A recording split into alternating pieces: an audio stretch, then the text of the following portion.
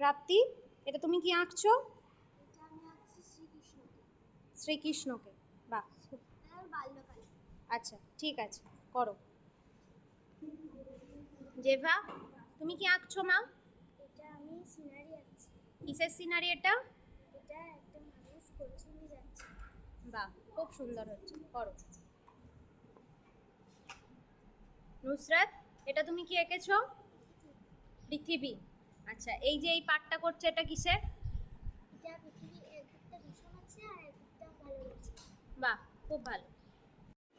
আমাদের সাঁকো সিএস স্কুলের স্টুডেন্টরা আজকে ওদের আঁকা পরীক্ষা ছিল, তো আজকে ওরা তিনজনাই খুব সুন্দর একটা ড্রয়িং করেছে। তো প্রথমেই আছে আমাদের ক্লাস 4-এর স্টুডেন্ট প্রাপ্তি বিশ্বাস। প্রাপ্তি, তুমি এটা কি এঁকেছো? এটা আমি এঁকেছি শ্রীকৃষ্ণের বাল্যকালের একটি চিত্র। আচ্ছা, তো এই চিত্রটা শ্রীকৃষ্ণের বাল্যকালের ছবি, তাই তো? শ্রীকৃষ্ণ বাল্যকালে এই রকম রূপে ছিলেন, তুমি সেই রূপটা ফুটিয়ে তুলেছো, তাই তো? বাহ, খুব সুন্দর, ভেরি গুড। এরপরে আছে ক্লাস 4-এরই স্টুডেন্ট জেভা ইয়াসমিন। জেভা, তুমি কি এঁকেছো এটা? ম্যাম আমি একটা সিনারি এঁকেছি। আচ্ছা, এখানে সিনারিটায় কি হচ্ছে একটু বলো তো। এই মহিলা একটা কলসি নিয়ে যাচ্ছে।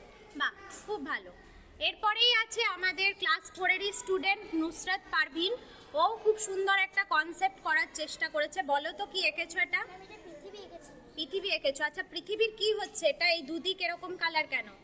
ম্যাম এই দিকটা হলো সবুজ পরিবেশ আর এই দিকটা হলো দূষণ পরিবেশ। বাহ, খুব সুন্দর হয়েছে। তো সবাই ওদের জন্য একটু শুভকামনা দেবেন, আর আমাদের চ্যানেলটা যদি ভিডিওটা ভালো লাগে অবশ্যই সাবস্ক্রাইব করবেন।